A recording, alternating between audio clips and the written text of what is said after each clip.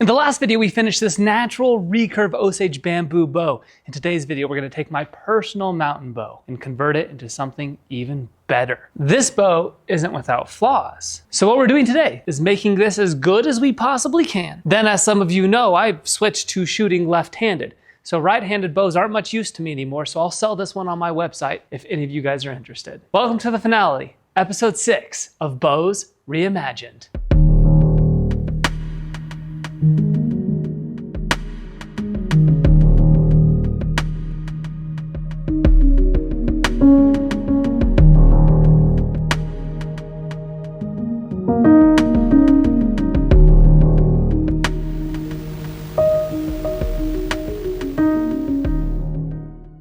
I'd like to thank Element for sponsoring today's video, the best electrolyte drink that you could possibly have.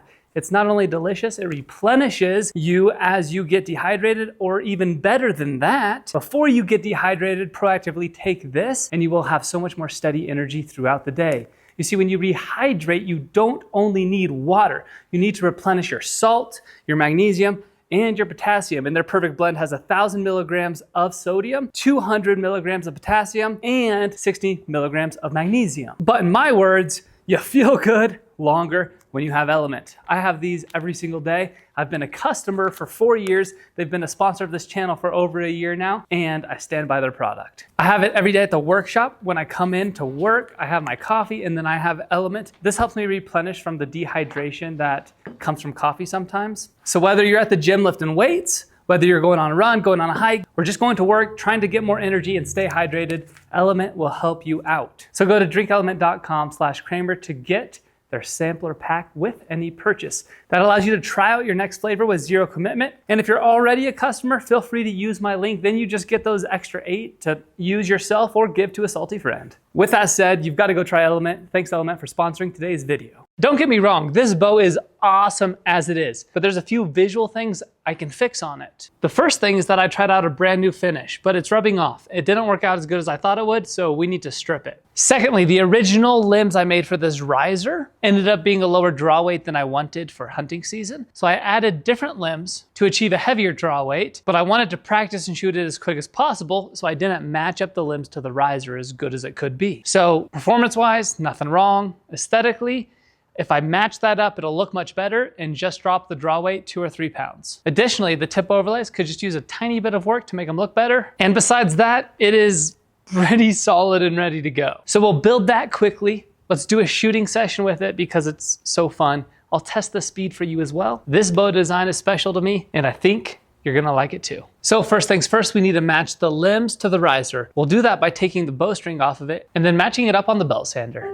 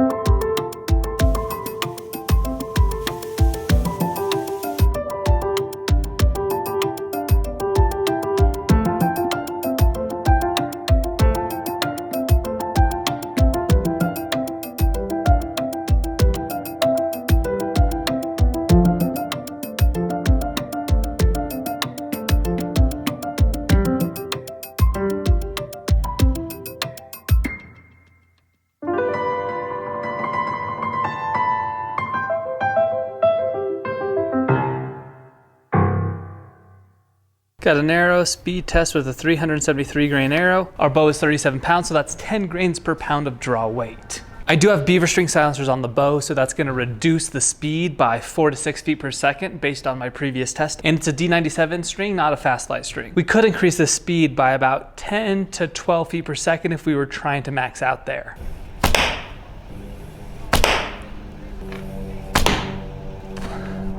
This is why this bow design is so cool, because of the smooth and the speed. We hit between 175 and 178 feet per second with a 10 grains per pound arrow. Now that's D97 and beaver. So you go a fast flight string without the beaver, you're talking about 190 feet per second at a 35-pound bow. I bet with this design, a 40-pound bow would be really close to that 200 feet per second with 10 grains per pound of arrow. That's cool. Not only that, it feels pretty accurate to shoot with. Before we go to the property, here's a couple features about this bow that are interesting. I used Wenge wood, which is a pretty pricey exotic wood, but I love the dark contrast it brings. Additionally, the wood is really dense and really heavy, adding more weight to the handle, absorbing more vibration, making it feel smoother when you shoot it. On this one, I did vertical laminations and a horizontal lamination. The horizontal lamination's bamboo, the vertical lamination is split half and half, but it's maple and phenolic. What I mean by split half and half is on one side of the bamboo, it's on one side of the bow. On the other side of the bamboo, it's on the other side. So on the forward side of the bamboo, it's on the arrow shelf side. And on the other side of the bamboo, it's on the opposite of the arrow shelf side, adding a lot of character. This type of riser, I filmed it and made a whole video on it, but it takes a bunch of different glue ups and a lot of precision to get that right. But when you get it right, it's a really cool look. It just takes 3 times the amount of time as a normal riser. On the limbs, I used koa wood as the wedge and then 2 pieces of bamboo all the way down with 40 thou fiberglass. The tip overlays are maple and fiberglass. I am so pleased with this bow, and part of that is because this one is different than the other ones. The other ones were a bunch of prototypes that I've done in this series so far, where this one was like the finale of all the prototypes. This is the one I was using for myself. It's one of the best designs out of the 70, 80 combinations I tried. Let's go shoot it. As mentioned, this is episode 6 of Bows Reimagined, where I'm taking a bow, refinishing it or finishing it for the first time, and selling it or giving it away. And you may be wondering, Kramer, why are you getting rid of all your bows? Well, there's 2 reasons I'm getting rid of my bows. Actually, 3 reasons. The first is recently I switched from shooting right-handed to left-handed due to eye dominance, and I found that I'm much more accurate left-handed. So I have a bunch of right-handed bows that I'm not going to shoot. And through that process, I had the realization I have so many bows here that are dying, that are going to just sit here and gather dust. Now, because I've been making bows for 15 years, it's fun to keep different ones from the past and to look back on them. And especially making videos, when I do a callback to a past bow, I can grab it off the wall and shoot it with a video to get B-roll. But I had this realization, that's not worth keeping all of this around. If I can either sell it or give it away, then somebody can actually use it who would be able to enjoy it and treasure it more than it collecting dust. And the third reason is because I want to make a little extra money. And so if I could sell some of these, that'd be nice.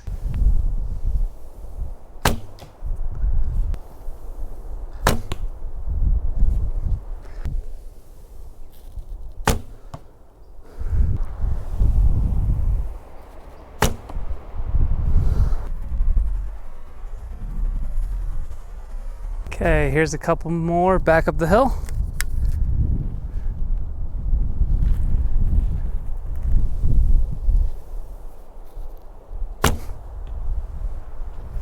It's better than I thought it'd be. You get lucky sometimes.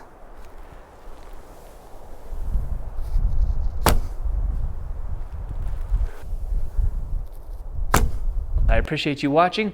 Thank you so much. My name's Kramer Ammons. It is an honor to make videos, and I am pleased and blessed that you are here watching it. If you need a bow, let me know. If you need archery gear, check the description because I've got affiliate links to my favorite companies, including the archery company I started and sold to my brother, Shatterproof Archery, all in the description. I can help you out get targets, help you out get arrows, bows, bowstrings, the best bowstrings in the world, check the description below for all of that stuff. God bless you guys. I will see you soon. Well, there you have it. One of my all-time favorite bow designs. One of my all-time favorite bows. I got nothing more to say today.